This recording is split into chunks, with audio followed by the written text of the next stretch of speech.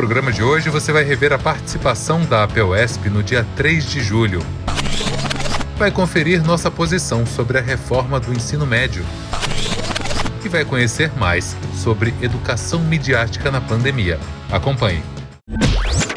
No sábado, 3 de julho, a APUESP voltou às ruas para protestar por mais políticas públicas, por mais vacinas e em defesa da vida.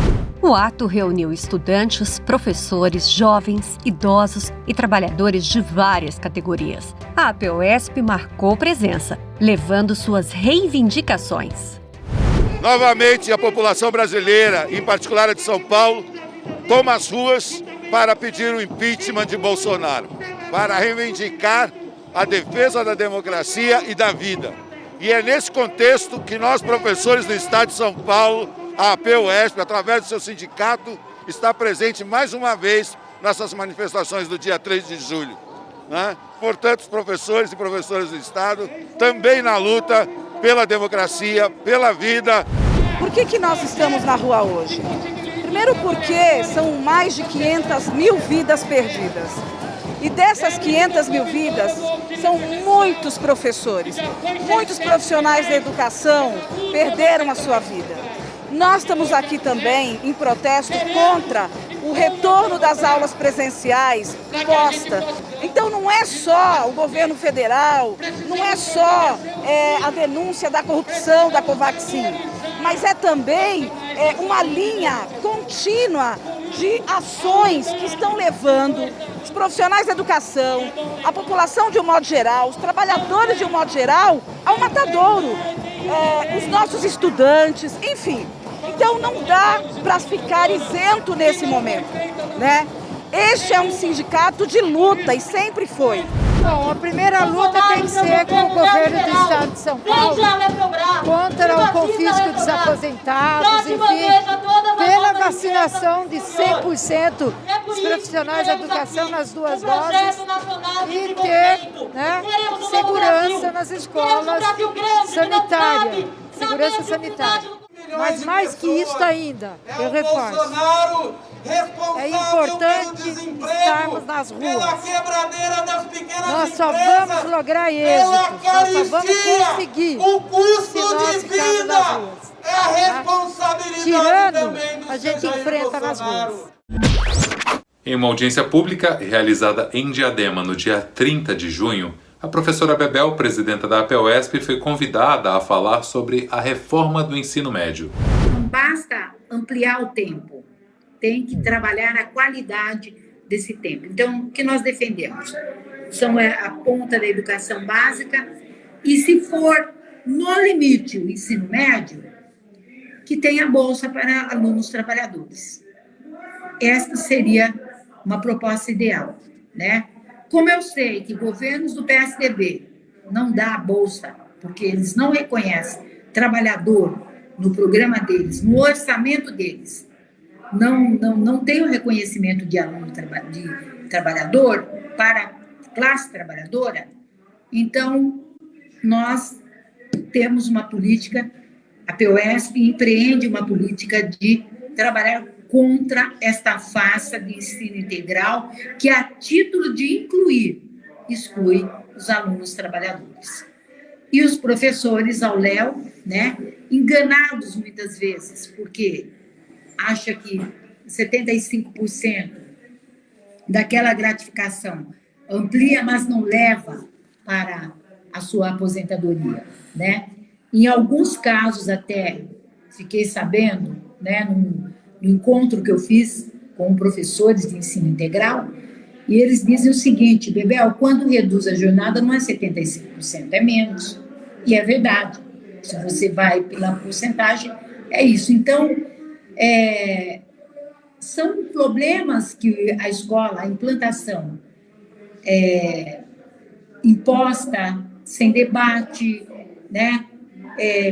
Vendo só como ampliação de tempo ou como uma propaganda eleitoral para o próximo ano, que se avizinha, né?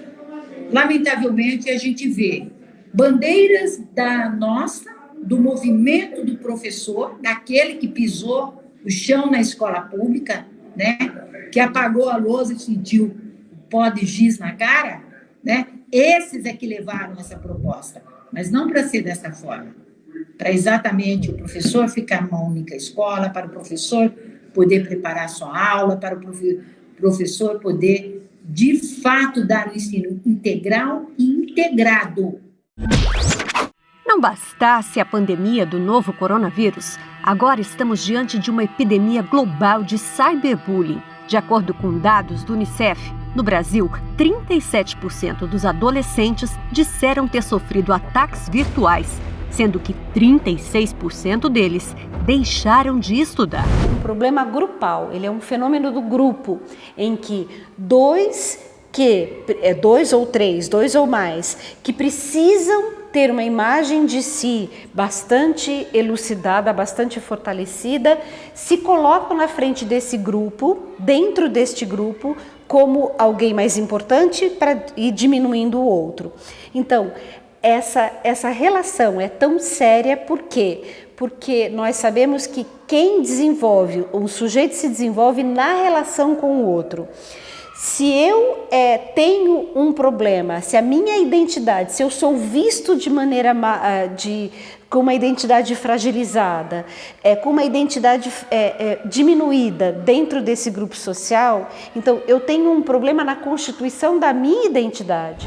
Então, do próprio jovem que pratica, né, determinadas ações que acabam impactando, a gente também traz essa responsabilidade, né, e tenta trazê-lo para avançar nessa questão da responsabilidade de cada um de nós, quando, por exemplo, esse jovem publica uma foto sem autorização, quando ele faz um tipo de post, né, criticando ou tirando sarro de alguém, ou como isso pode impactar a saúde mental do seu colega, do seu professor, ou de qualquer um que traz. Então, entendemos que a educação midiática ela é fundamental para ajudar também na segurança da rede. Nossa reportagem conversou com a estudante Tatiane Camba, que tem sido vítima de cyberbullying. Eu fazia algumas perguntas para os professores, as pessoas ficavam rindo na sala de aula, isso na época que não estávamos em pandemia ainda, no começo, né? Eles riam das minhas perguntas, falavam que minhas perguntas eram idiotas, e isso começou a me afetar no cotidiano. Então, eu comecei a descontar minha ansiedade em comida, comecei a ter crise de pânico de noite, não conseguia dormir, e aí quando a gente entrou em pandemia, entrou aquela coisa EAD, tudo aula online. Então, querendo ou não, você fica um pouco mais exposto, né? As pessoas começaram a printar as minhas perguntas e mandar no grupo, me zoando, falando que eu faço perguntas toscas, que eu atrapalho a aula. Segundo pesquisa divulgada pelo Comitê Gestor da Internet no Brasil, 40% dos professores dizem já ter ajudado seus alunos a enfrentar situações problemáticas ocorridas na internet. A tarefa de um professor dentro da escola é a tarefa de um formador. É a tarefa de alguém que, de fato, é especialista em desenvolvimento humano. Se ele é especialista em desenvolvimento humano, ele precisa entender que quem comete bullying não é criminoso. Ele pode se tornar criminoso quando ele, de vítima provocadora ou de vítima, ele se torna o autor.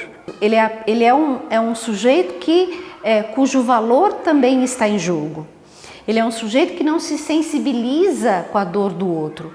Só que se sensibilizar com a dor do outro é um exercício que precisa ser também feito, que precisa também ser construído. O valor, a gente não nasce com valor, a gente constrói o valor, não é? Na relação com os outros. Então isso precisa ser exercitado, isso precisa passar pela experiência.